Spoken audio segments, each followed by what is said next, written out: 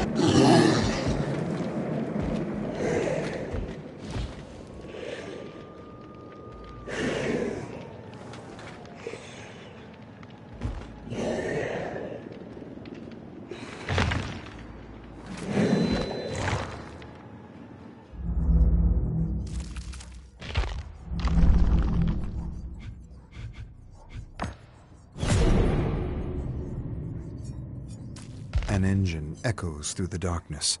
A roar vibrates through Yui's body as she accelerates.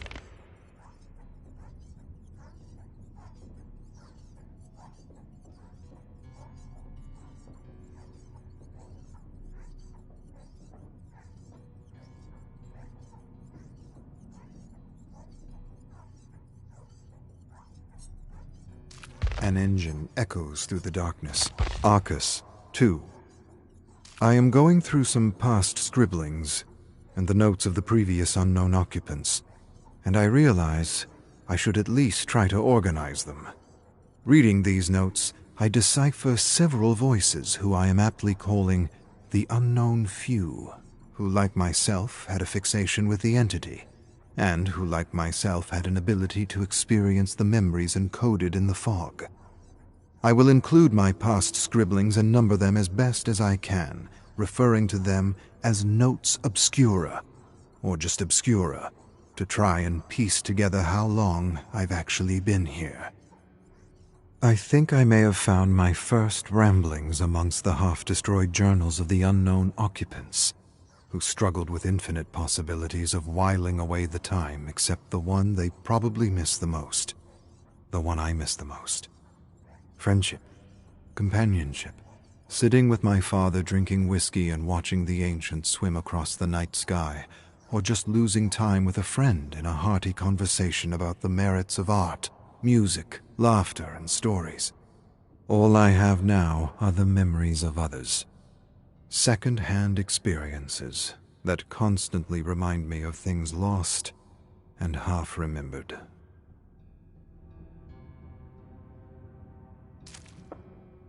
Obscura. Unknown prisoners. I've found scattered about this tower countless journals from previous occupants. Occupants might not be the best way to describe them. Prisoners would be more fitting. 8 or 9 of them from the distinct voices I deciphered in the manifold journals I read with surprising interest and alacrity.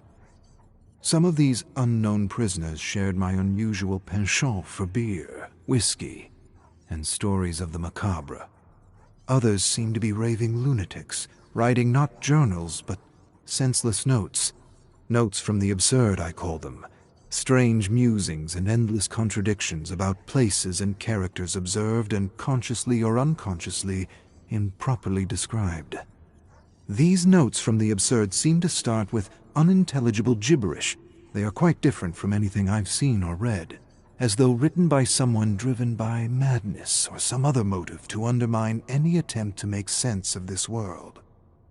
Along with the notes I found illustrations and survivor statements from police files, and thousands of short stories in a dark chamber in the basement. They had been piled up and set ablaze, but quickly extinguished with some sort of a putrid rotting sludge. I cleaned the chamber and stacked all the stories in piles to go through and organize at a later date. For the time being, I see no reason to remove them from what I am now calling the Chamber of Blood. Chamber of Blood, Survivor Statement, Falls City Police Department, August 7th, 2011. Sean Dint. I was listening to a podcast of creepy stories with my friends, Adrian, Mia, Tina, and Bill. I can't remember which one of us figured out how to do it, but we realized that the stories were codes to pass on coordinates of locations of interest for some group or cult or whatever. We decoded a few other stories and came to the conclusion that these people were sending encrypted locations of places where they believed there would be ghosts. We didn't buy any of that paranormal crap, and we were just having fun drinking and decoding the stories and looking up the places on satellite maps. But when the coordinates of one story turned out to be close to us, we thought we could check out the place for fun. Adrian rented a car and we headed up to what was left of the crumbling asylum. There was nothing but overgrown ruins, but I remember this unnatural black fog, and it was like we were at the asylum, but some other version of it. It was really strange. And that's when we saw this thing, this giant samurai with a demon mask, lurking about as though it had stepped out of one world and into another. He killed Mia first. I don't remember what happened exactly, I just saw. I saw her head thump and tumble across the ground. I don't remember much. I remember crawling out of the fog and that demon or apparition or whatever that thing was couldn't follow me, like it was blocked by something invisible. Not long after, a man who called himself Hans and who identified himself as a detective arrived and asked me questions about what I had seen. He took some notes and seemed a bit strange. Then when he heard the sirens approaching, he disappeared, just like that. When the police arrived, the fog was gone, leaving only the hacked remains of my friends. And now I'm here, and you're telling me that you don't know who that detective was and that you want me to show you how to crack the code of the podcast. But I can't because I don't know. That was my buddy Tina, and she's hacked to pieces, you assholes. Chamber of Blood, Notes from the Absurd, Emperor Dwight. Ha! Bubblegum tuna on Tuesday. Sir Regal Dwight in a thicklish purple robe and golden crownee steps out into the courtyard and greets all the peasants with good words and pizza. The kingdom cheers and roars. Chamber of Blood, Harbinger of Hell, Evil Eyes, 1.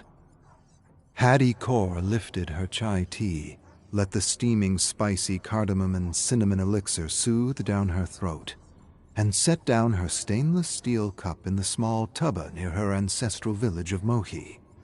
The tea warmed her insides, yet she shivered cold with a nameless terror that mocked and poked at her like a formless apparition, reminding her that all wasn't what it seemed, and that there were nameless things that went bump in the night.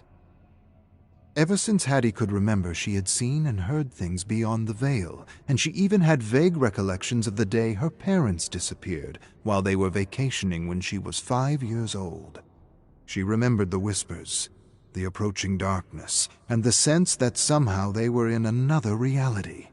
She didn't remember much about that time, but she remembered being taken in by her French-Canadian godparents, the Roy, who raised her with their son, Jordan. Now Hattie and her older stepbrother Jordan were in India, filming episodes for their fairly successful web series, Harbinger of Hell, with their uncle Stefan. A fan had sought them out after having watched one of their episodes about interdimensional overlaps which Hattie could sense, feel, and even explore if her focus was right and she was able to tune in, as she so often described her process. As their luck would have it, this mysterious benefactor had funded an entire expedition all over the world, giving her brother and uncle access to countless remote and classified areas of known paranormal activity and unexplainable disappearances. Hattie sipped her tea, listening to the villagers speak a language that reminded her of her disappeared father, and she suddenly heard a familiar voice and Quebecois accent that stood out from the rest, calling out her name. A moment later, Stefan entered the tubba with Jordan. "I found the site of the massacre," Stefan said. "Finish your tea and let's get out of here." Hattie sprang to her feet and followed her uncle and brother into the scorching hot day. Chamber of Blood, Harbinger of Hell, Evil Eyes 2. The thugs were ambushed in the valley near the ruins of the old signaling fort, a turbaned man with a beard said. "I'm not sure what you hope to find here. Most stay away from this place like the plague." He stared at the older teens as if they were mad. "You should have returned to the hotel like your uncle. Nothing here but the eyes, and they're probably watching us right now." Hattie and Jordan didn't answer, or want to explain that their uncle didn't have the stomach for adventure, that he was more of a producer and that he was trying to finish off a horror novel he'd been working on for the last 10 years. Ignoring the guide's nervous ramblings, Hattie studied the white stone bricks of the ruined fort and the surrounding caves, with a strange feeling that they were being watched. The guide said, "The official story is a unit of British soldiers died fighting a band of thuggies." "And the unofficial story?" Hattie turned to him. The guide stared at her for a long moment. "The unofficial story is they turned their rifles and swords against each other. Something in these caves drove them mad." Hattie absorbed this and closed her eyes, while Jordan filmed the ruins and the caves, calming her heart and silencing her mind. She began to hear the rising screams and cries of people being butchered. When she opened her eyes again, she could see the scintillating orange residual memories of British soldiers cutting down thuggy rebels. One thug seemed to be holding something important in his hands as he escaped the massacre. She walked through residual memories and approached the thug, staring at a piece of broken pillar in his hand. The thug desperately clambered over the rocks and rubble, charging into a nearby cave with the soldiers in hot pursuit. Jordan stepped up behind her. "Did you see anything?" Hattie nodded and pointed at the cave the thug had run into. The guide raised his eyebrows. "And that's my cue to go," he said, turning his back on the siblings. "Not that I think you're both crazy, which I do, but I need to get home before my wife realizes I'm gone. It's my day to make rotis and pick up the kids from school." Hattie and Jordan watched the guide disappear down the rocky, sun-baked valley. Then they turned and approached the gaping mouth of the cave. For a long moment they stared into the darkness without saying a word. Jordan turned on the flashlight of his cell phone, and just as they prepared to enter, they heard the crunch of stone behind them. Brother and sister turned slowly to face the barrel of a rifle. Chamber of Blood, Harbinger of Hell, Evil Eyes 3. 3 men speaking an ancient unknown language forced Hattie and Jordan through the dark and seemingly endless cave with flickering flashlights to illuminate the way. Somehow these captors knew Hattie had a gift, and were barking orders for her in broken English to lead them to the place where the thuggy rebel had hidden the relic. She didn't recognize her captors, but it wasn't the first time someone had forced her to find something with her special abilities. Hattie followed a trail of residual memories and whispers only she could see and hear. She could sense they were walking through an overlap of realities which heightened and reinforced her abilities in an inexplicable way. She followed the scintillating orange trail and froze when the residual soldiers suddenly disappeared.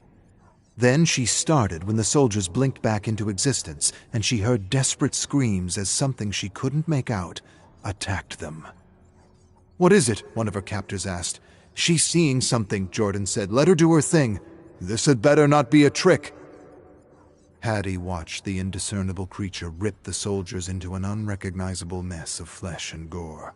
The creature then snatched the thug and dragged him screaming through a series of interconnecting tunnels. She chased after the fading memory, entering a small cavern as she watched the thug release the relic as the creature dragged him into a smaller tunnel that she imagined led to a feeding den. Memories burned out like dying embers to reveal a cavern of human bones piled over thick, rotting sludge. She winced at the stench of fermented organs and fluids and waved a cloud of flies away from her face. Near one pile of bones was a corpse, still warm, flayed from head to toe, eyes missing, mouth transfixed in an agonizing scream. The captors stared at the corpse for a long moment before one prodded Hattie with the barrel of his rifle. "What the hell did this?" one of their captors murmured in disbelief. "There must be a bend in reality here," another captor offered as an explanation. Hattie noted that what she called an overlap, these men called a bend. It was clear that they had an understanding of other dimensions and that somehow this piece of column was more than just a relic. "Where is it?" the leader prodded Hattie. "Where's the relic?" Hattie took a moment, then pointed at a pile of bones. "But it could also be in there." She motioned toward the tunnel that led to the feeding den. "Check the bones," one captor ordered the siblings. Jordan and Hattie kneeled in the sticky sludge and rummaged through the bones as the leader turned toward the shadowy tunnel. He inched close to the opening and flashed a blade of light inside. While the other two captors were dealing with flies and covering their noses, Hattie found the jagged piece of column and stealthily slid it over to Jordan. A sudden chatter of teeth and hissing made them all turn to the leader. He searched the darkness with a beam of light that suddenly, momentarily revealed a grotesque creature with a face covered by dozens, if not hundreds, of glowing red eyes. The leader brought the beam back to his face as the creature hissed and revealed a mouth filled with needle-like teeth. An instant later, the creature grabbed the flashlight and pulled the leader inside the den. The other captors stumbled, dropped things, and fired stupidly into the darkness. Hattie instantly grabbed a fallen flashlight, looked at her brother with wide, desperate eyes, and yelled for him to run! Chamber of Blood, Harbinger of Hell, Evil Eyes, 4. Jordan and Hattie rushed through the cave with the screams and cries of dying brutes echoing through the bowels of the mountain. "What was that thing?" "I didn't get a good look, and I don't really want to," Hattie yelled, and she could see the sunlight ahead, but sensed they wouldn't make it. "Keep going," she yelled, and turned to face the darkness with only a flashlight. The hissing and crumbling faded to silence. She had no idea what she was going to do next. She narrowed her gaze, waiting. Teeth suddenly chattered, and 100 red eyes bore down on her. Hattie inched back and fell to the ground beside a skeleton holding a kukri in one hand and a revolver in the other. She instantly wrenched the weapons out of its bony hands and clambered to trembling feet. The creature approached, slowly, hissing and chattering, its terrible eyes fixated on her. She stared at long arms and fingers with claws like knives. She lifted her arm and aimed the revolver at its head. Then she pulled the trigger and nothing happened. 100 eyes stared down at the revolver, then back at her. Shit. The creature hissed, then attacked with a roar. Hattie evaded. Terrible claws swished overhead and hit the wall. Bits of rock and stone rained over her. Covered in debris, she sprang up and ran, with the creature in pursuit. She turned in the gathering dust and instinctively felt the attack before it came, as she often did. With one quick thrust of her arm, the blade of the kukri severed the hand. The creature shrieked something terrible. Hattie seized the opportunity to sever the head, but the creature lunged away and the blade hit the stone wall. The kukri vibrated out of her hand, and she dove to the ground as the creature charged her. Tumbling away, Hattie instinctively grabbed a slab of stone.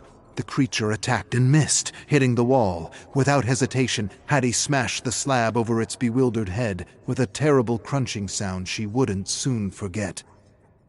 The creature collapsed, and Hattie, adrenaline rushing, bludgeoned the head and eyes. When there was nothing left but a sticky, warm pulp, she released the gore-covered stone and fell back on her haunches to gather herself. But no sooner did she relax than she heard the rising crescendo of chattering teeth echoing through the darkness. With an almost defeated sigh, Hattie staggered to her feet. White fear flashed through her mind as the chattering and hissing grew louder and louder. Teeth clenched as thousands of red eyes flared up in the inky blackness of the cave. She backed away slowly, then spun on her heels and ran.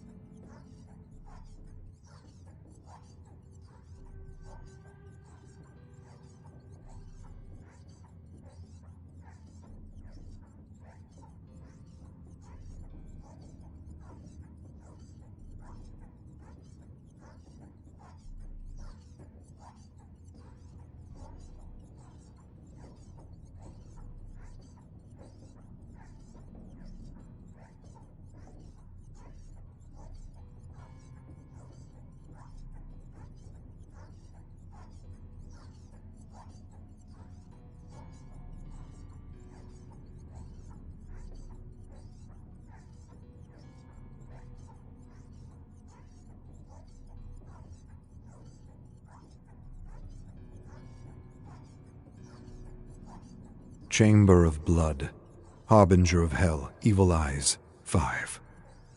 Hattie charged toward the mouth of the cave with millions of eyes and chattering teeth on her heels.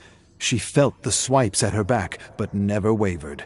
She vaulted wildly out of the mouth just as one creature lunged at her. Hattie tumbled out of the cave as the creature hit an invisible barrier where the overlap of dimensions ended. She turned to see the dark mouth of the cave fill with scathing red eyes. Jordan stepped up behind her. "Helly Hattie does it again," he said with a laugh. Hattie gave her brother a dirty look. "Don't call me that," she said curtly. Even though he had meant no harm, it was a name along with the Harbinger of Hell children used to call her because bad luck, strange things, and unexplainable accidents seemed to follow her.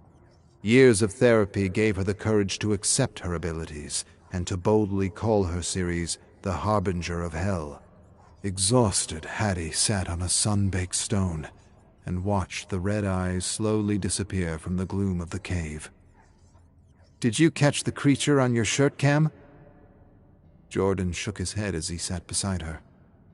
She didn't think he would, as creatures or relics from other worlds didn't register and often left blurs or glitches. Jordan sighed and handed over the relic they had recovered. "What do you make of it?" Hattie held it and felt great misery. In her mind's eye, she saw cloaked figures hiding pieces of the same pillar in another world. She shrugged and kept what she had seen to herself. Then she pulled out her cell phone and handed it to Jordan. He centered her in the frame and indicated he was filming. Hattie cleared her throat, mopped her forehead of sweat and soot, looked into the lens, and proceeded to address her online followers. "My name is Hattie, and I was born with a wonderful curse. All my life I've attracted strange and unusual things, and when I was 12, I realized I was able to acquire insight to unexplainable events and otherworldly places."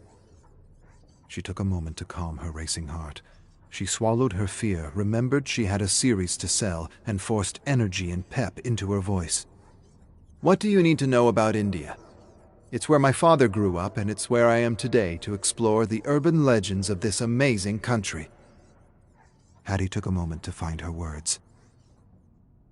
"Our adventure begins in northern India, at a strange place locals call the Eyes, or the Valley of Evil Eyes, where hundreds have disappeared or died, including a unit of British soldiers in the 1800s. What happened to these soldiers? Where did they disappear to? And is there any merit to the accounts of a cave-dwelling demon with eyes around its head that burn right through the soul?"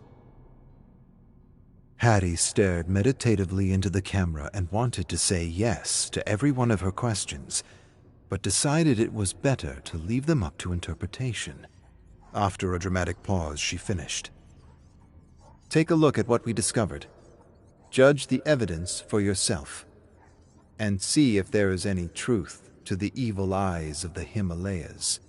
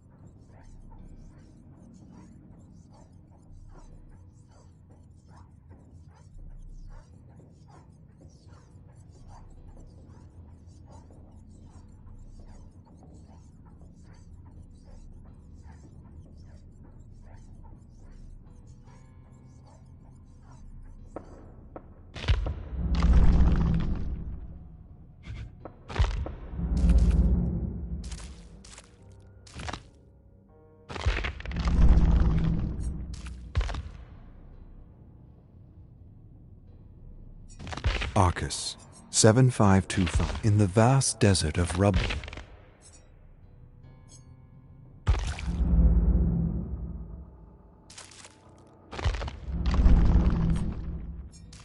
Don't play with powers you don't understand.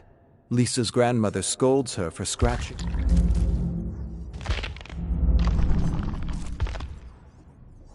Hitting zero. Dawn bleeds across the craters and trenches and into the arc.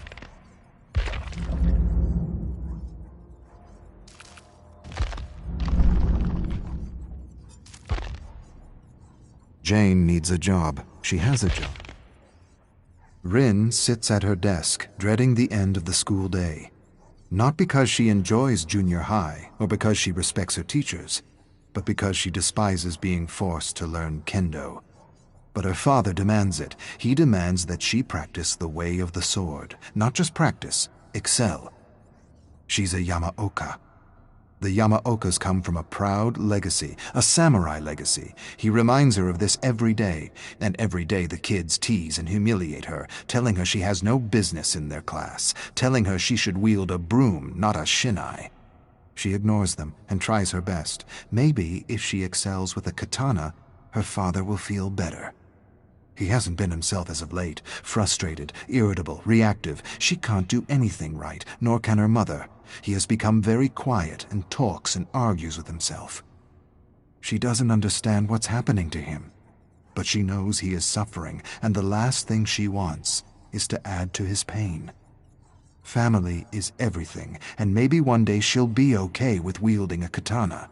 Maybe she'll even enjoy it.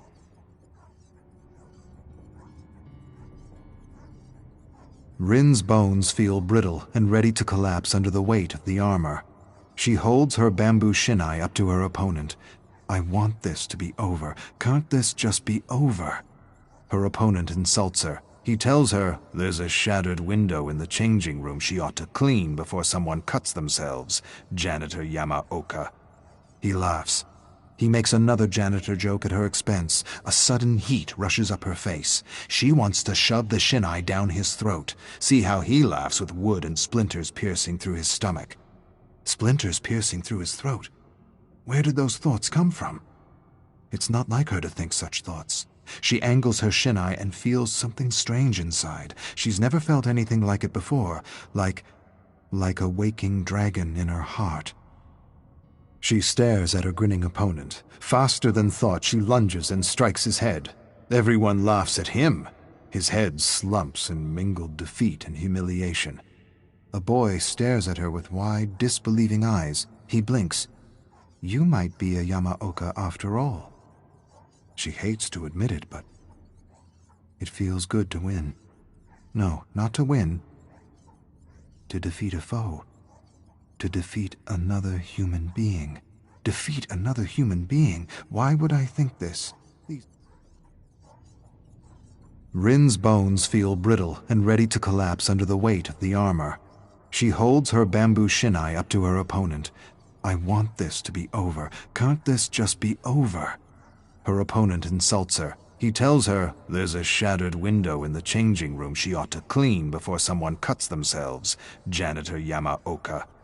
He laughs.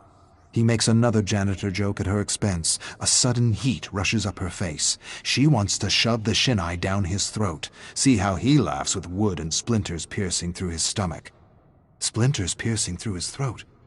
Where did those thoughts come from? It's not like her to think such thoughts. She angles her shinai and feels something strange inside. She's never felt anything like it before, like a waking dragon in her heart. She stares at her grinning opponent. Faster than thought, she lunges and strikes his head. Everyone laughs at him. His head slumps in mingled defeat and humiliation. A boy stares at her with wide, disbelieving eyes. He blinks. You might be a Yamaoka after all. She hates to admit it, but it feels good to win. No, not to win. To defeat a foe. To defeat another human being. Defeat another human being? Why would I think this?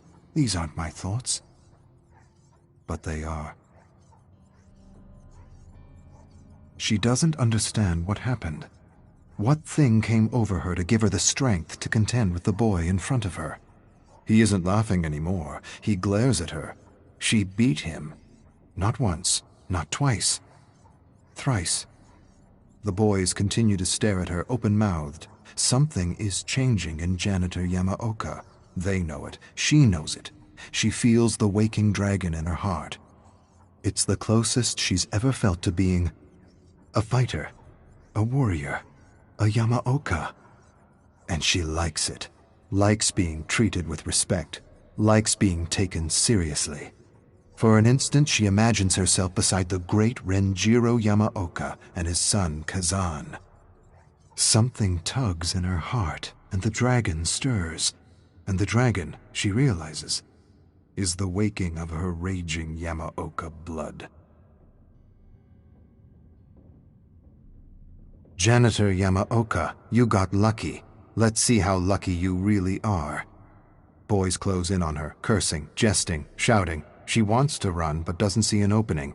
She wants to apologize for being good with a shinai, but the waking dragon inside her heart won't allow it. She didn't do anything wrong. She has no reason to apologize. She finally did what she was supposed to do, and now they close in on her as though she had cheated, as though they could see the dragon that had helped her. She feels scared. Where is that dragon now? Where is the spirit of her ancestors? She raises a pleading hand for her abusers to stop. You will pay. You made me look foolish. For a moment, there is an opening between two boys, and there's no hesitation, only action. She charges through and storms across the schoolyard with a group of angry boys in pursuit. She quickly ducks behind a garbage bin and watches the boys run past her. One stops, turns towards the bins, narrows his gaze. She holds her breath. She can hear her heart pounding in her head. Why hide? You are better than these peasants. Stand and show them who you are. But she does not reveal herself. She hides and wishes that waking dragon to go back to sleep.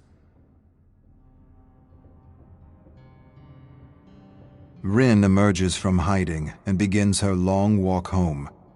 The dragon in her heart admonishes her for hiding, tells her she is more than her tormentors and should never cower before bullies and abusers. She's not sure what she should have done or what she should think. Maybe she should have faced them. Maybe she should have confronted them. Maybe she should have beaten them down and torn them limb from limb. Limb from limb? What am I thinking? Where did that come from, limb from limb? What dark thoughts are these? Before she can answer her own question, she hears a voice. She hears her tormentors jeering and spewing insults at her. She doesn't turn around. She doesn't run. She doesn't run because she knows what's coming, and she doesn't care. The dragon within tells her everything's going to be okay. The boys throw garbage at her, call her Janitor Yamaoka, Janitor Yamaoka, Janitor Yamaoka. She knows what's next. She sees it in her mind's eye like samurai of old. They'll push her down, surround her, punch and kick her, but this time she won't let the pain defeat her. She won't let the fear paralyze her. She'll use the fear and the pain to feed the dragon. Today her bullies will feel teeth and claws. They will feel her wrath, and they will learn she is a Yamaoka.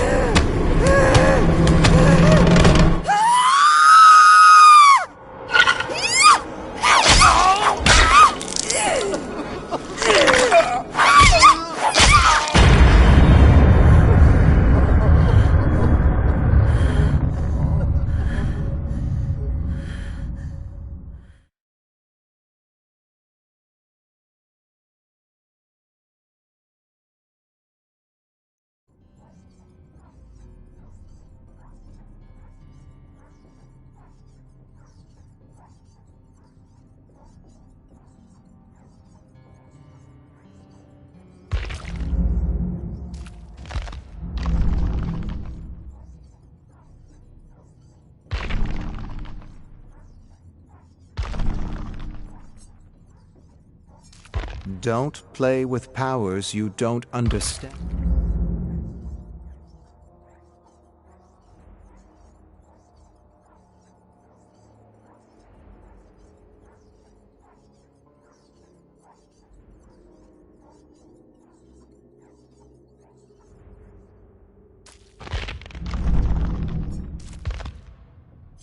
He moves through the death and decay of the void. He doesn't remember his...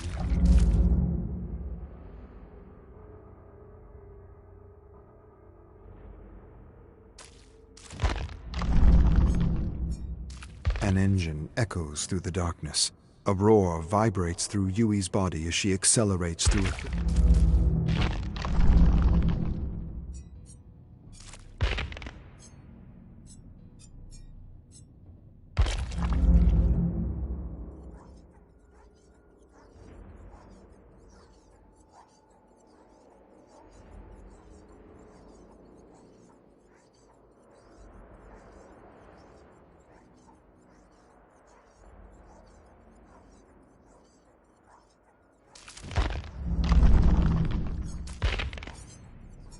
hitting zero.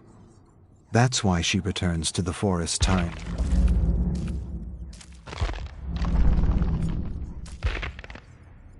Jane needs a job. She has a job. She works as a waitress at a local diner. She needs another kind of job, a role, a part, something. Anything to let her know she's on the right path. Anything to let her know.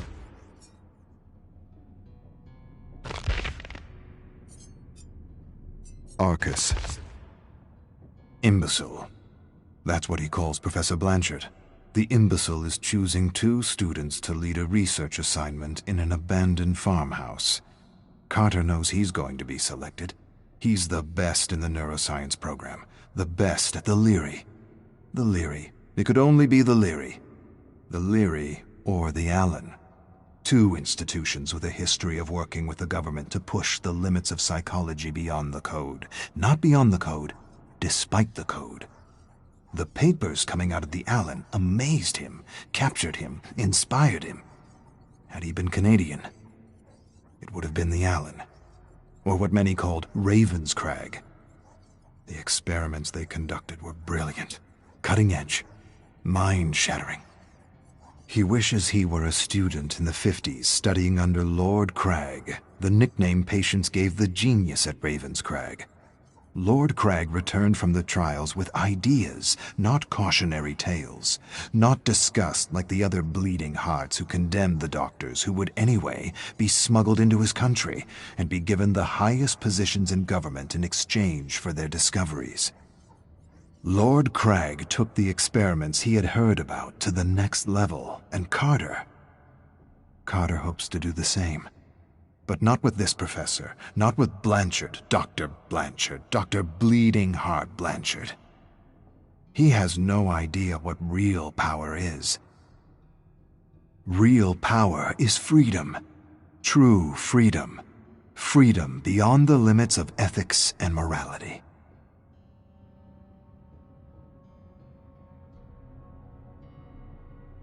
Carter's leading the research assignment with another peer. The challenge? Secure the secret word through the good doctor, bad doctor interrogation technique put forward by some other bleeding heart imbecile at some other institution. He's bad doctor with a code, a list of do's and don'ts the imbecile gave him. Very limiting, too limiting, self-limiting even. How is he supposed to secure anything with these limits? Surely he realizes how futile the experiment is with this code. Nevertheless, he tries. He shouts at a fellow student sitting across the table from him. Shouts? Big deal. Tell me or I'll... Shout again. The student doesn't take him seriously. He's play-acting fear. It's all make-believe for him. I should smash his skull and yank the secret word out of his substandard mediocre brain.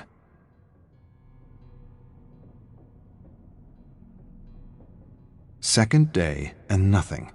Carter's frustrated, really frustrated. At least they're tied up, all 7 of them, but it's still not enough. They need to take the interrogation to the next level, deprive them of food and water. They'll talk. When their cells begin to self-cannibalize, they'll talk. Better yet, he wants to deprive them of sleep. Sleep deprivation. Removes masks, lowers guards, makes prisoners talk for the promise of a few minutes of sleep. The 7 prisoners stare at him. They know they're safe. He can see it in their eyes. Limits. No one got anywhere respecting limits. He despises his colleague, Good Doctor. He'd have the secret by now had he been working alone and without a code.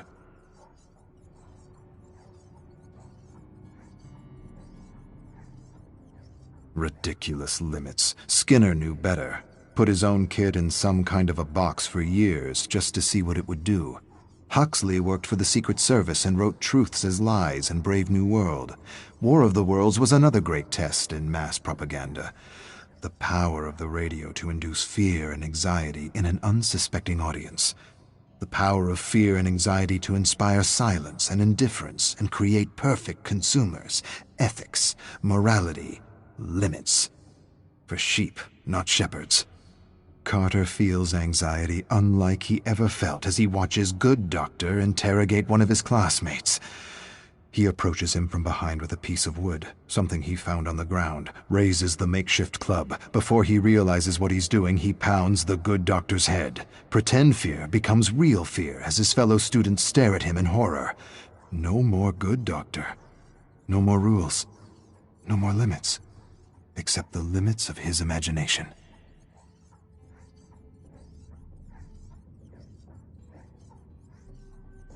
Carter ties a student to a chair.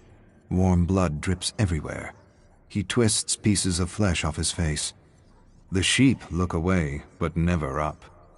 With terrible moans and squirms, he gets a secret word from each and every one of them. New, Reich, Horizons, Fourth, Bird, Kill. His classmates beg to be released. They sob and agonize in their chairs. They plead the experiment is over. You have the words. You win. We're done. Carter smiles. He's still got a few days. A few more days and a few more experiments to run. Could put his career at risk.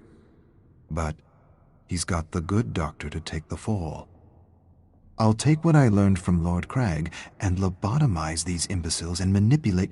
No. Not manipulate. Manufacture. Yes, manufacture reality.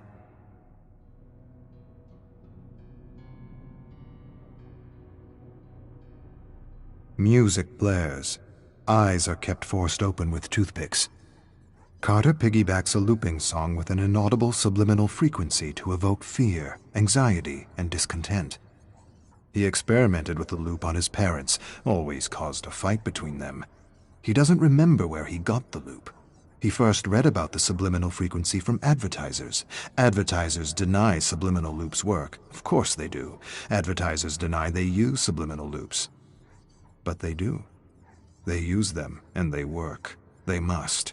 They must because peace and contentment is our natural disposition. War and discontent needs to be instilled, enforced, manufactured, repeated over and over again until it's the main script in the collective consciousness. Paperclip, Bluebird, MK Ultra, MK Delta, MK Search. They were all necessary. Lord Crag had the right idea, good instincts. So did the Black Sorcerer and the Dirty Trickster. They inspired all the goodies he brought with him in his bag. Music, drinks, drugs, lots of drugs. For a moment, just a moment, he hesitates. He'll probably go to jail for a long time if he uses his goodies. But being free, being truly free for a few days, is worth a lifetime of imprisonment. But I won't get caught. Good doctor will.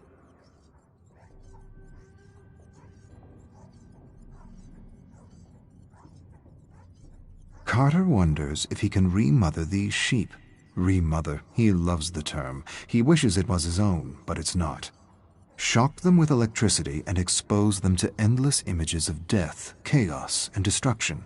Traumatize the brain, empty it, lobotomize these subjects to remother them with new personalities. He wonders if he could remother these sheep into wolves.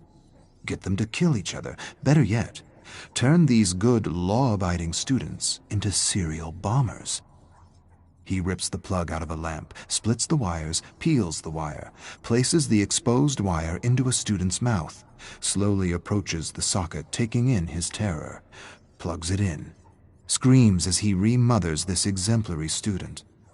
A putrid smell of burning hair and skin reaches his olfactory receptors. There's another stench. Imbecile soiled himself. Carter laughs. He hasn't been this stimulated in ages. To be free. Ah, to be truly free.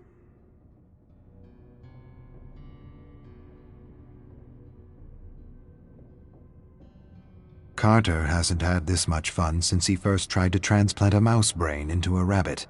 A week isn't enough. He wishes he had more time. He needs more time. There are new avenues within the mind to explore. Too many avenues, not enough time. He wishes he had the tools to operate on their brains. There are knives in the kitchen. Good work. Not surgical precision, but good enough. He's read about a gland in the brain that looks like an eye, a gland that supposedly secretes DMT, a kind of mystical drug. He wonders if he can extract it from a living subject. He wonders what a good dosage of human DMT does to a test subject.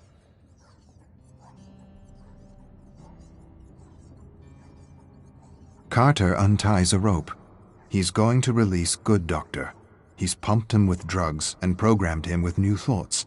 He believes the other students are Russian spies that need to be executed for national security. He unwraps the rope and places a screwdriver in his hands. He changes his mind, removes the screwdriver, replaces it with a fork, changes his mind again, replaces the fork with a spoon. He's never seen a spoon used to kill a human being. He backs away from Good Doctor, who is lost and confused, remothered. He says a phrase. "The moon is down." Confusion becomes clarity as Good Doctor stands and approaches the Russian spies with a spoon. Brilliant.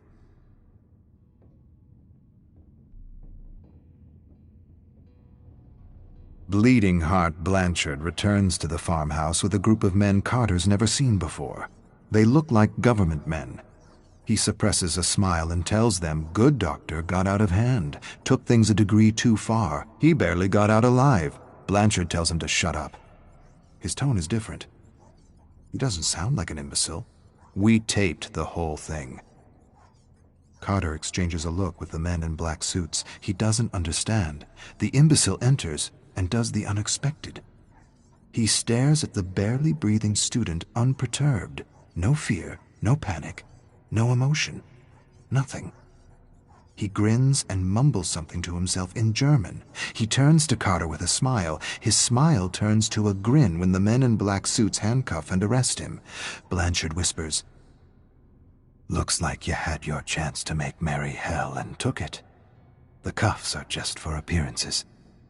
I don't understand." "Yes, you do.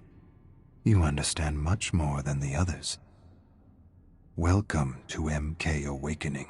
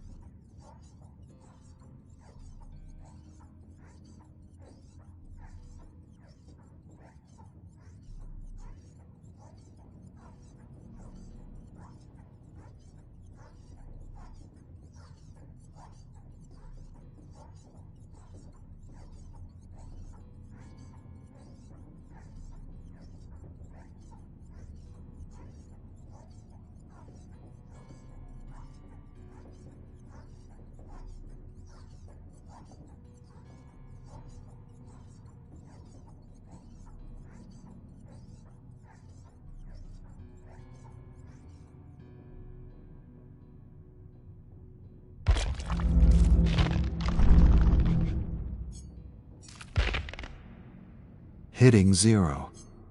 That's why she returns to the forest time and time again. Julie hears a voice above the greasy spoon chatter. "So, you an artist or something?" She turns to see Frank. "Artist? Hardly. I doodle to escape the banality of Ormond. He stares at her sketch. He seems to recognize himself standing in line for a hot chocolate. That me? She feels sudden warmth running up her neck. She already knows before he tells her that he's not from Ormond. He looks different, fun, free, rebellious. He sits beside her and offers to model for her with a laugh. They stare at each other for a long, stretching moment. She decides to invite this charming stranger to a party she's throwing at her house for a friend who just got fired. Joey can't seem to keep a job. With a laugh, he says, "Joey sounds normal. You know how much programming it takes to get a human being to accept the whole 8-hour-a-day routine?" He continues ranting about how school isn't education but brainwashing. If it were real education, if it were true education, the core subjects would be philosophy and critical thinking. Julie laughs and knows her friends are going to love this iconoclast. She certainly does. She didn't stop thinking about him since she first saw him. Now she hopes he shows up at her party. His rant stuck with her, and she spent a few hours researching how education was corrupted to meet the demands of the Industrial Revolution. Conveyor belt education for assembly line jobs. Nothing has changed for the last 100 years, only the products. Frank shows up with drugs and drinks, party treats. Julie introduces him to her best friends, Joey and Susie. They talk favorite foods, slasher movies, and killers all night. Julie amazes Frank with her profound knowledge of serial killers as she leads him to her bedroom and shows him her scrapbooks filled with pictures and clippings of famous murderers. Everyone leaves or passes out while Julie and Frank discuss murder and mayhem, trying to one-up each other with details and trivia. Julie wins with a story of the abandoned cabin where the soldiers of mayhem hang out, plan, and wreak havoc on the unsuspecting sheep of Ormond. Frank laughs and calls bullshit on the story. No such thing as the soldiers of mayhem. He read enough about Ormond to know that nothing of the sort happened at the resort cabin, nothing but bad business and bankruptcy. Julie laughs. This story, Frankie, happens in the future. She grabs a black felt marker and writes Soldiers of Mayhem on his white shirt. He smirks. I like the idea, but I hate the name. Julie shrugs. It's a work in progress.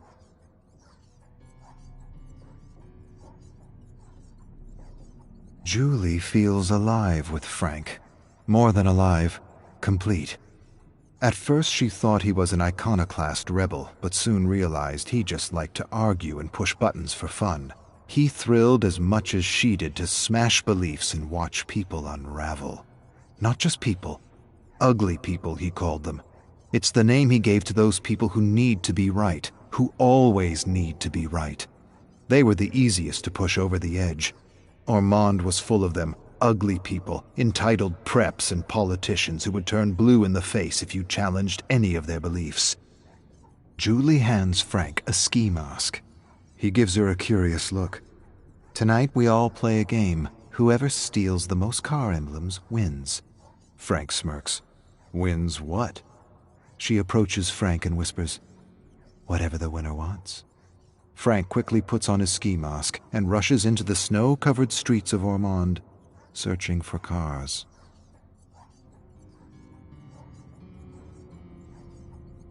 More than love, more than passion, Julie feels Frank is her spiritual twin. She spent the whole night confiding her darkest desires to him, how she often wondered what it would be like to set fire to the entire town. Frank leans forward and tells her she can do anything she wants. She just has to know what she wants and build an image of herself doing what she wants in her mind. He continues to espouse some weed-induced theory about manipulating the world with thoughts and feelings. The clearer you are about what you want and the more focused you are in imagining it, the faster you rewire the world to your favor. Everyone stares at Frank for a long, dramatic moment. Then they burst out laughing in unison. Let's all just imagine buckets of money. Frank shakes his head. Money is dead on its own. Money doesn't inspire the world. Real passion and emotion does. See yourself doing what it is you want to do for the rest of your life with passion, Be clear and focused, and do not waver, and watch the world work in your favor." Another silence. Julie smirks. Frank nods seriously. She closes her eyes and imagines herself and her friends turning Ormond into their personal playpen. She opens her eyes.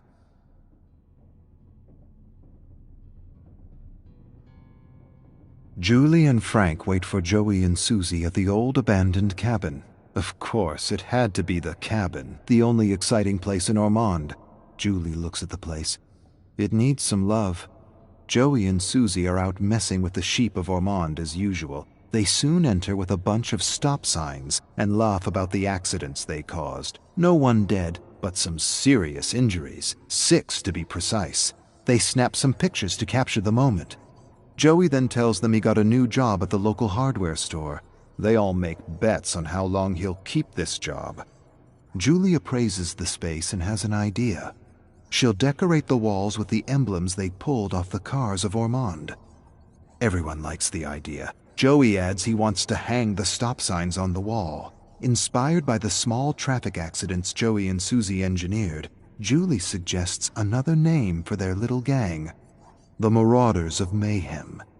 Frank shakes his head and his eyebrows frown. Too tough on the tongue. Joey disagrees. "I love it." All eyes turn to Susie. She shrugs.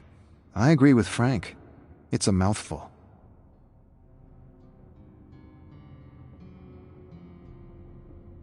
Julie and Susie enter the hardware store. Joey wants them to be quick. The owner will be back in 10 minutes. Frank tells him to stop panicking. They grab supplies for the cabin: paint, brushes, masks. A snow globe captures Frank's eyes. Joey tells him to leave it, says it's his boss's collector globe, the first snow globe for tourists when Ormond became a popular getaway for snowboarders and skiers. Frank scoffs and takes the globe anyway. Julie stares at Joey and shrugs. Whatever. The globe gives her an idea. She grabs a few generic Ormond globes for a personal project. The cabin is almost ready. Some finishing touches required, and Frank and Susie are hitting a few homes for supplies: toasters, pans, cutlery, TV, computer, linen, anything to make their refuge a little cozier. Julie stays behind refashioning generic Ormond globes with scenes of mayhem. Frank approaches her. "Can I have one of those?" She hands him a globe with 4 stick figures setting a snowman on fire. He says it should be a real person. Julie feels offended. He didn't see the detail. It is. Frank scrutinizes the globe and sees a stick man embedded in the fake snow. Nice.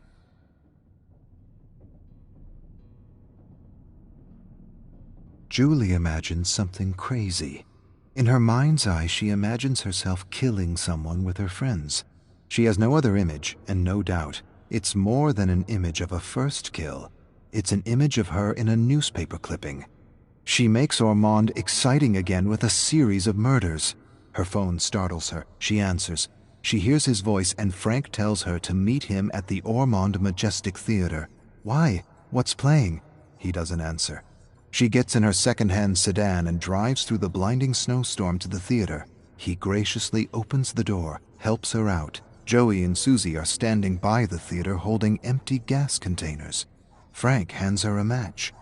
"Please, do the honors." She strikes the match, watches the flame ignite strong, then it dwindles in the cold wind. Before it extinguishes, she flicks the burning match at the theater.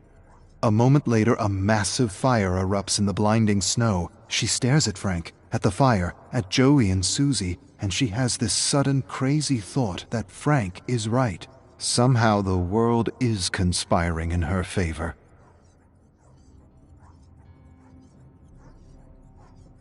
Joey paces the cabin, suggesting names for the group. Susie thinks they need some kind of a costume, like superheroes. Julie laughs. "We trying to be famous?" Frank shrugs. "Why not?" Julie shrugs. "No one ever got famous with petty theft and arson. Maybe we should do something real." Frank leans forward. "What does that mean? Something real?" Julie goes quiet for a moment. She's not sure what she's thinking, or if she's thinking at all, but she wants to feel the thrill she's read about in books. She wants to be more than common, more than ordinary, bigger than life. Frank smiles at her and asks if she thinks she could kill someone. She thinks for a moment. I could.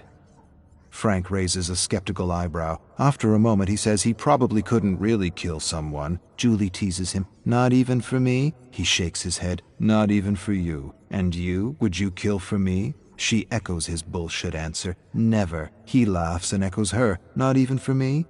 Not even for you. Frank won the bet, and he's collecting. Joey didn't last a month at the new job. The owner accused him of stealing a chocolate bar, and now he paces the cabin hysterical. Of all the things, a chocolate bar he claims he never stole. The injustice of it all. Julie suggests payback. Let's break into the store, get some more supplies, set the whole place on fire to let Ormond feel the wrath of the Legion. Joey freezes when he hears the name. Frank raises a curious eyebrow and then nods approvingly. I like it. I like it a lot. She throws them generic masks. Plain, bland, unimpressive. The only thing we need now is a proper mask.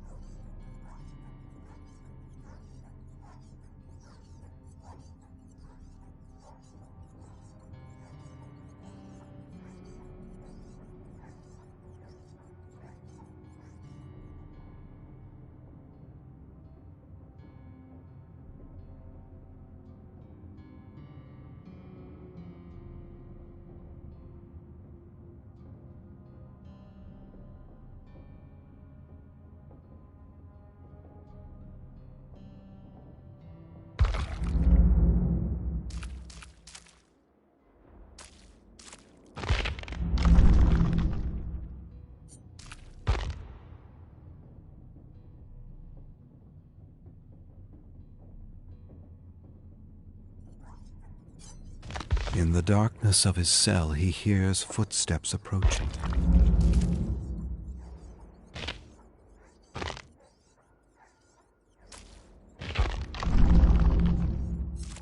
Don't play with powers you don't understand. Lisa's grandmother. The boy holds his lucky bell and stares out into the growing dusk. Night is coming, and with it the promise of monsters worse than anything his father has ever described in his campfire stories. Rumors of endless massacres terrify him, and he hopes his mother and father will soon return. They heard a radio broadcast promising safety to those in hiding, and they left with others to investigate. He spent the whole day staring at the dirt road leading out of the village, waiting for them to return. A few returned with wounds and horror stories, endless stories of death, destruction, and mayhem. He didn't understand any of them. They hate us. Why? Why do they hate us? Because the radio and the television tell them to. What did I ever do to them? You were born in newly created Nigeria. That's what you did. You were born a northerner. His grandmother approaches. Did you see anything out there? Philip shakes his head. If you see anything, if you see danger, ring your father's bell and hide with the others. Philip nods and stares at the bell. Will they come back? His grandmother hesitates for a long moment. I don't think so, Philip. They're hiding. Tears fill his eyes as his grandmother disappears into a small thatched home. He feels a tear slip down his face, and he knows, just knows. He will never see his parents again. Grandmother Abigail hasn't smiled for days. A terrible smell of rotting flesh drifts into their village, and she tells Philip it's the stench of decomposing cows. Philip nods, but knows she's just trying to protect him from the truth. He heard the elders talking by the well. So many dead, and they are burning the bodies before there is an investigation. Who is burning the bodies?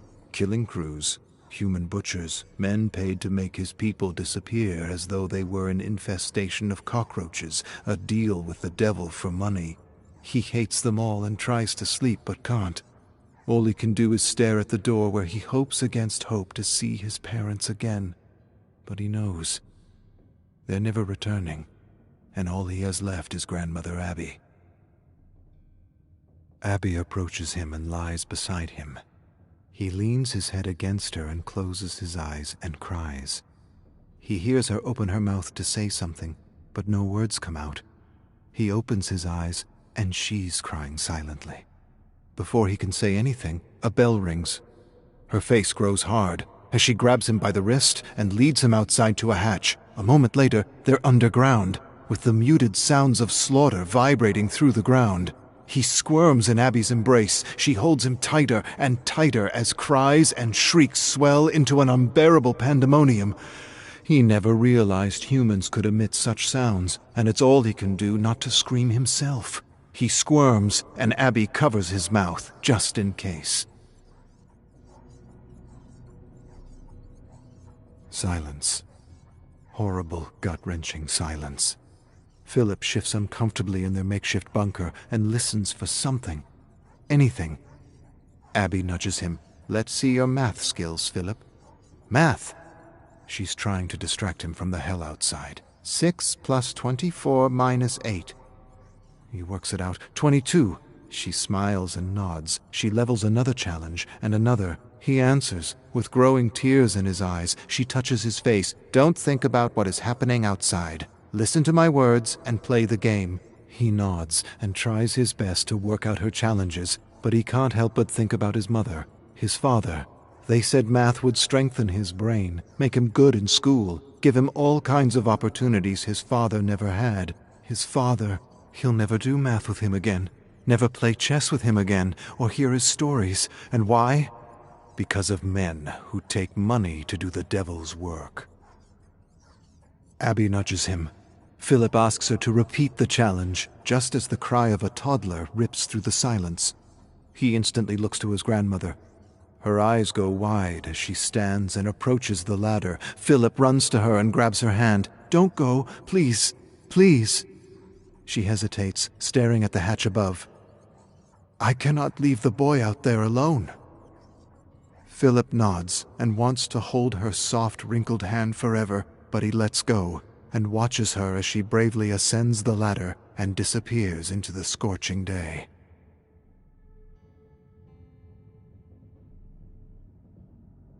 Hours? Days? Weeks? He's not sure how much time has passed. His eyes never left the hatch as he repeated countless math problems in his mind to avoid facing the truth that she has disappeared with the rest of his people. He hears her voice, her laugh, her sighs.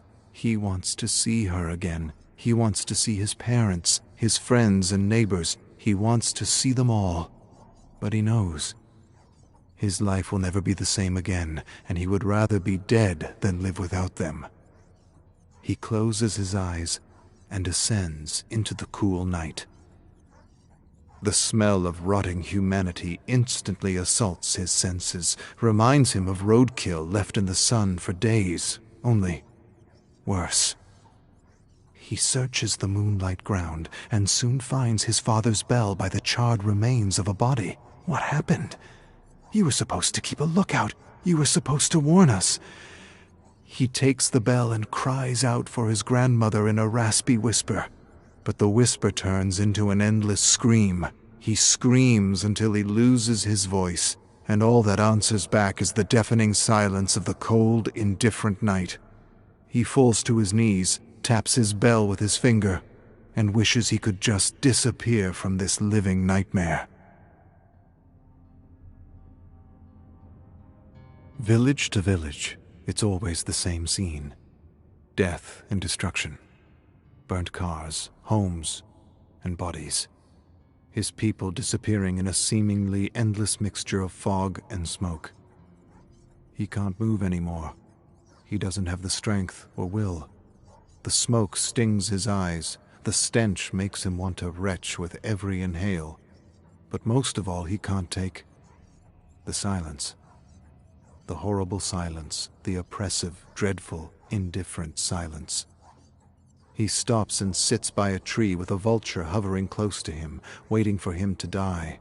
This one wants its meat fresh, raw, not burnt or doused in kerosene. He closes his eyes for a moment and drifts away, far away. But soon he hears a voice like his mother's. He opens his eyes to see a woman and several muddied children staring at him. The mother extends an open hand. "You must come with me." Philip doesn't answer. He can't answer. There's no warmth or wetness in his mouth. His throat is like sand. His eyes are like tar. The woman hands him a flask, and he drinks as though he's never had water before. She tells him her name is Funanya, and that he should come with her. "I don't want to run anymore. I want to die." The mother keeps her hand extended. "And that is why you must live. You must live to tell others what happened, to bear witness." Philip stares beyond the woman and fixes his gaze on one boy and two girls. He takes Funanya's hand, and together they trudge into the thick smoke and fog, refusing to be disappeared.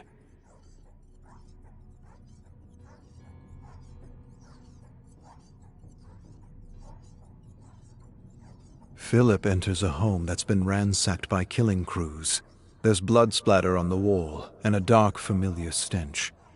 Philip doesn't want to think about what happened to the owners. For a moment he sees his mother approaching him, but then she disappears to reveal Funanya. She approaches Philip with some salvaged school supplies. Sometimes drawing helps get your mind off things. Philip shakes his head. He doesn't want to draw, and he doesn't want to do math. He doesn't want to do anything but wake up from this terrible nightmare. He stares at the other boy, Amika, as he draws. Village to village, it's always the same scene. Death and destruction.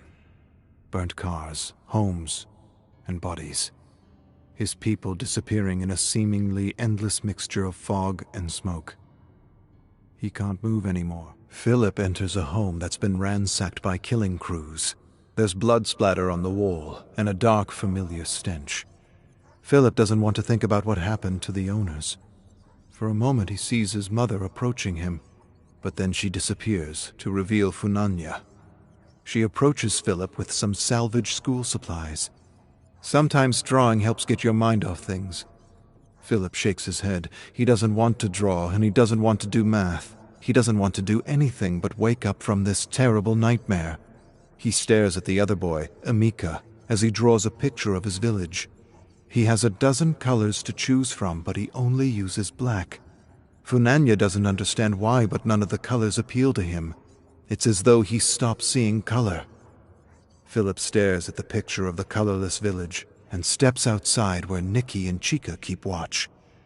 He shows them his father's lucky bell, though he's not sure it's so lucky anymore. He hands it to Nikki, explains she should ring it if she sees anything. I hate the smell of kerosene. Funanya nods and agrees with Philip. It's not the kerosene, but everything else attached to it. Nikki looks at Funanya and asks why the crews are burning everything. Funanya doesn't answer, and maybe she doesn't know. Philip turns to her. They are burning evidence.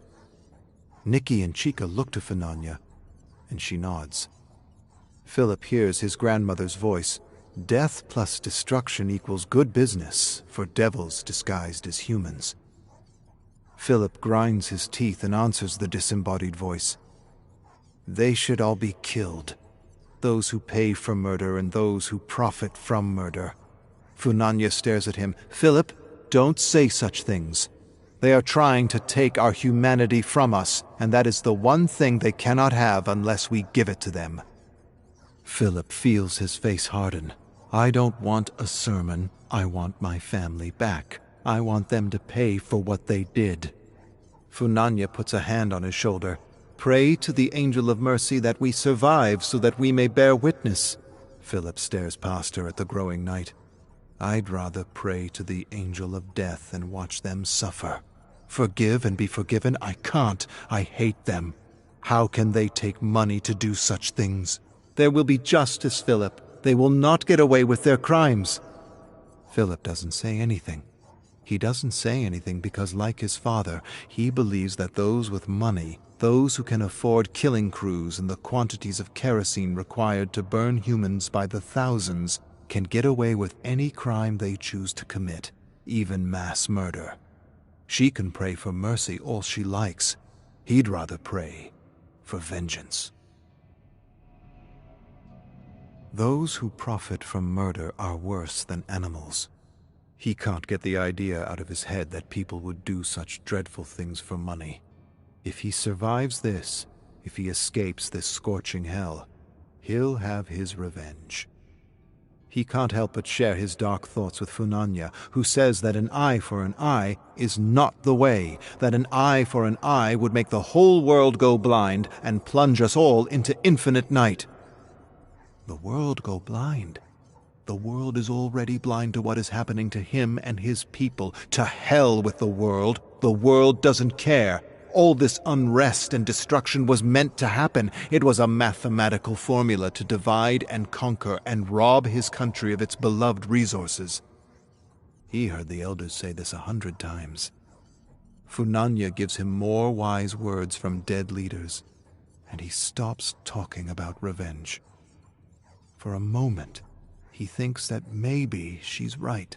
Maybe revenge is not the solution. Maybe the world will one day wake up from its slumbering indifference and help his people.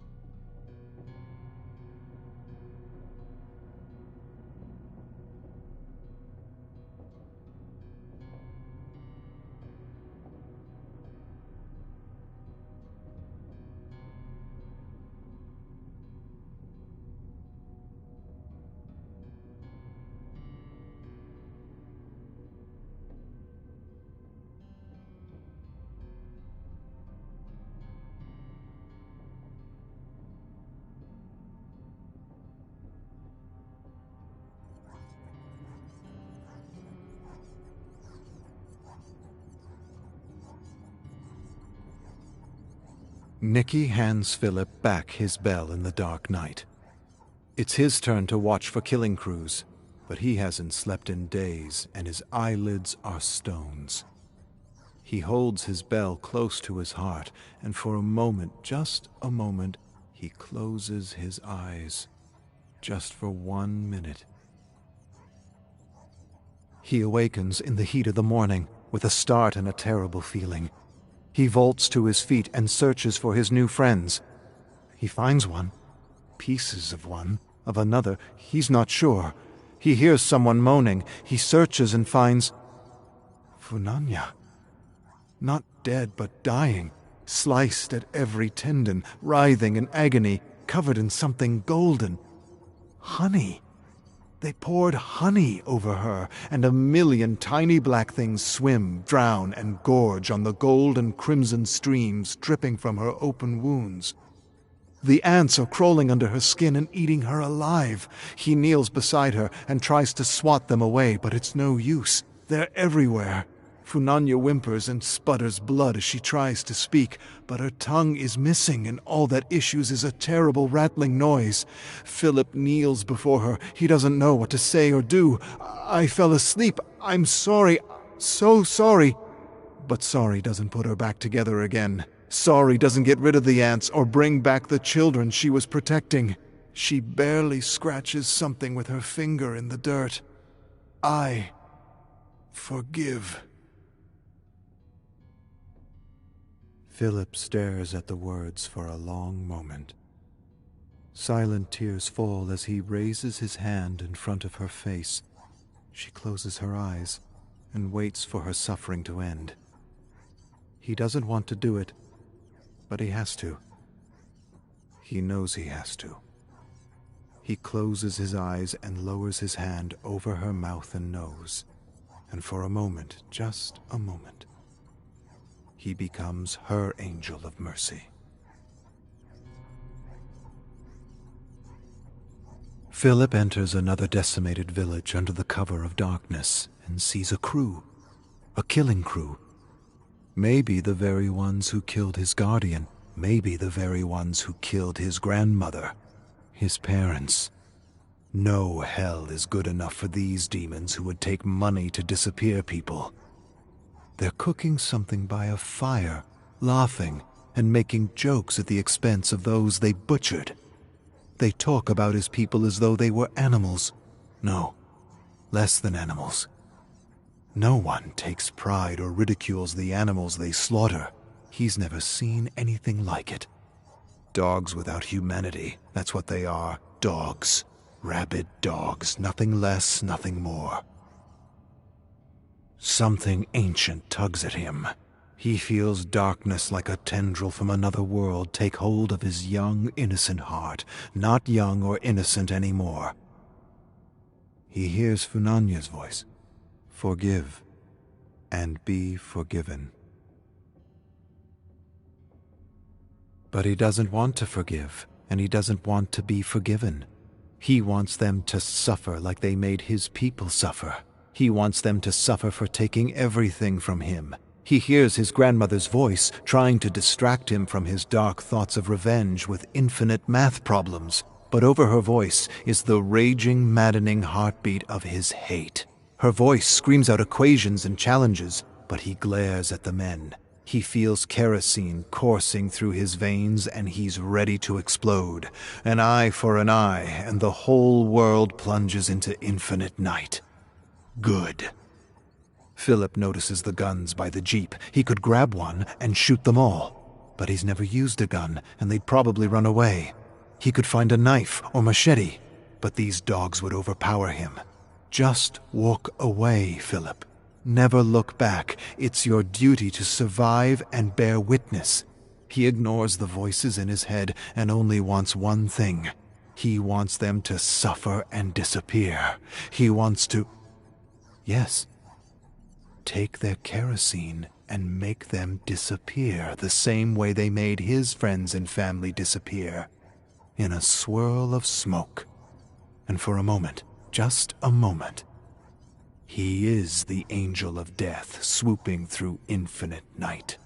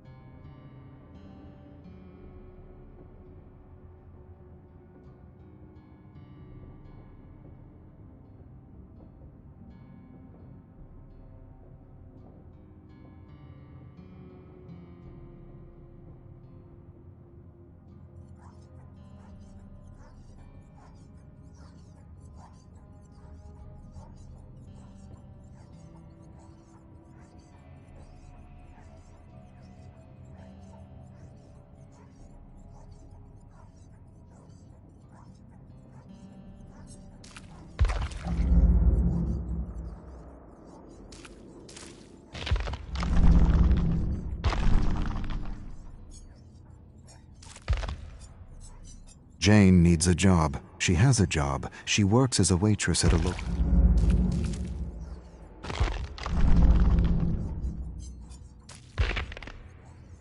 Hitting 0.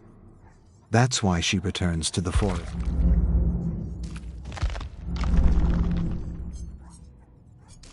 Don't play with powers you don't... The boy holds his lucky...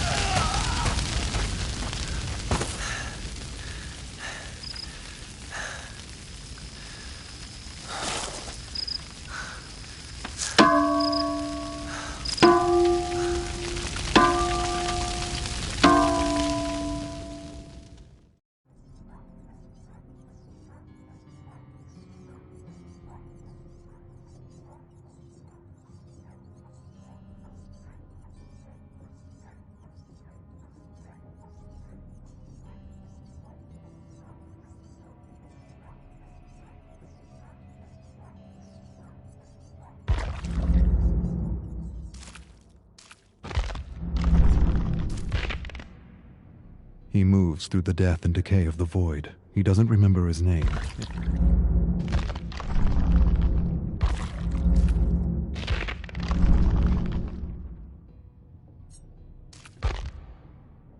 Jane needs a job. She has a job. She works as a waitress at a local diner.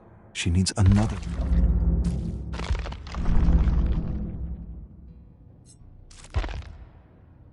Hitting 0. That's why she returns to the forest time and time again. To let go of her anxieties, to let go of her problems. Dawn bleeds across the craters and trenches and into the devastated forest. Explosions tear the ground. Mud rises and showers Anna. Men tumble headlong into open craters filled with rotting cadavers. Mangled human and horse flesh make a feast for rats. Other men are blasted to bits and pieces. Some drown in mud and blood. The brutal savagery of these human animals amuses Anna. She's never been so entertained. They are worse than hungry wolves fighting over a carcass. Some speak words she understands. Others speak words foreign to her ears. A pathetic scream like nothing she's heard suddenly startles her. She follows the source of the sound into the decimated forest, where she sees a small canvas tent and Russian soldiers guarding foreign prisoners. She watches them all evening. She watches horrified when they execute one of the horses for dinner. So much meat wasted due to sloppy butchery. After dinner, the Russians grab one of their foreign prisoners and crush his head with a shovel to pass the time. They laugh and make jokes. She watches them in the shadows and laughs silently. Not with them, at them. A shovel is clunky, the blows are awkward, the death messy. These men are neither fish nor meat. Her mother taught her better. She was going to search for another pack of human animals, but something catches her eye, something that reminds her of her father, something perfect for her little Bushka. A gift. Anna hides in the shadows and fixes her gaze on the gift. The Russian soldier carves the gift as he guards and swears at foreign prisoners in the shredded canvas tent. They kill and torture each other because they cannot talk to one another. She remembers a book her mother once had. She pointed to the pictures and called them soldiers. They were the ones who butchered her father. Soldiers tear each other apart for reasons her mother could never explain. She watches them and doesn't understand. She's not sure they do either. Maybe they like the hunt, the scent of fear, the bloodlust. She stares at the perfect gift and wants to give them a little war they'll never forget. But there are too many, and her mother suddenly appears before her with a smile and tells her little Anna she will need to thin the ranks. I can do that. I will show you, and I will show them where crawfish sleep.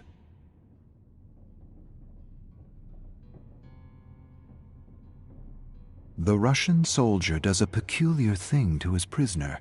He ties him to a gnarled branch by his ankle and lights a fire a few inches under him. She scrunches her brow, confused. You kill the game before you roast it. But these soldiers enjoy his agony. She recognizes the yelling and shrieking foreigner. Just a few moons ago, he was torturing Russian prisoners in another tent. Just a few moons ago, he was the tormentor. The Russian holds the perfect gift in his hands while the prisoner shrieks and squeals like a pig. She smirks. It's kind of a funny cry. It is. It's amusing. The Russians make jokes and imitate the squealing cry. She fights down explosive laughter. It's the most ridiculous sound she's ever heard. The sound of an approaching soldier suddenly startles her.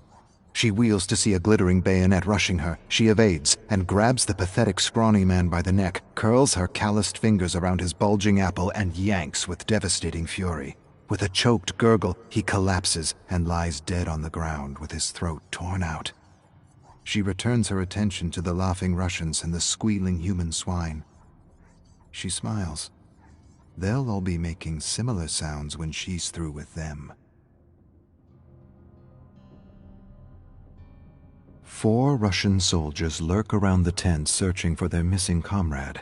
Anna stealthily tracks one soldier, inching closer and closer with every step.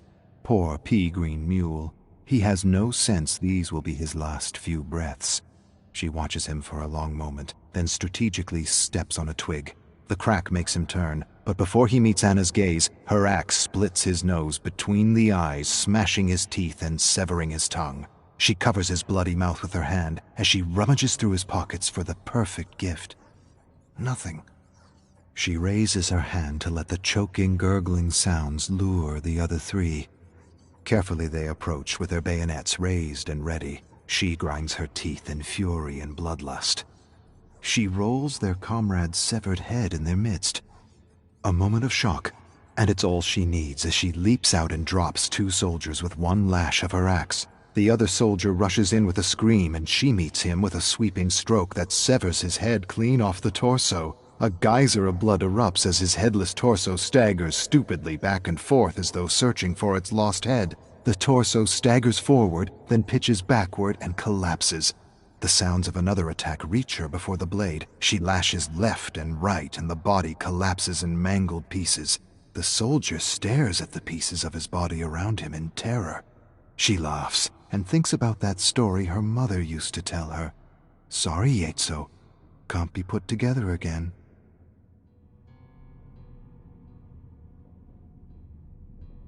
Anna finds these soldiers curious. Where once the Russians and foreigners were roasting each other alive, they are now working together to survive her attacks. They are calling her a ghoul, a monster of the forest, saying she is a Bodark. Together the soldiers dig pits and sabotage their camp. Anna toys with them. She's outnumbered, and she knows it. She weakens their senses by depriving them of sleep. Every night she approaches their camp, sings a lullaby, then howls like a Bodark. The soldiers wake in a frenzy and scuttle in terror as she returns to her cabin to sleep with her little one. She rests for a few hours and then returns to her little war to reignite a cycle of terror. 1 or 2 sleepless nights and they'll be ripping each other apart. It'll be a matter of walking in and taking what belongs to her little Bushka.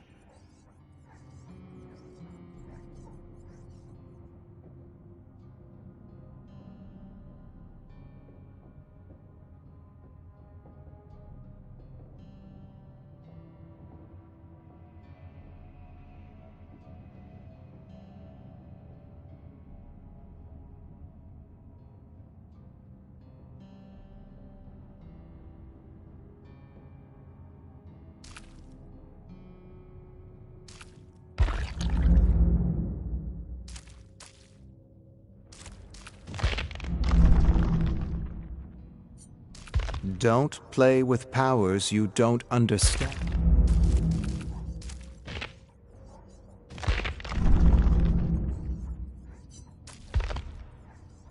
Hitting 0. That's why she... Dawn bleeds across.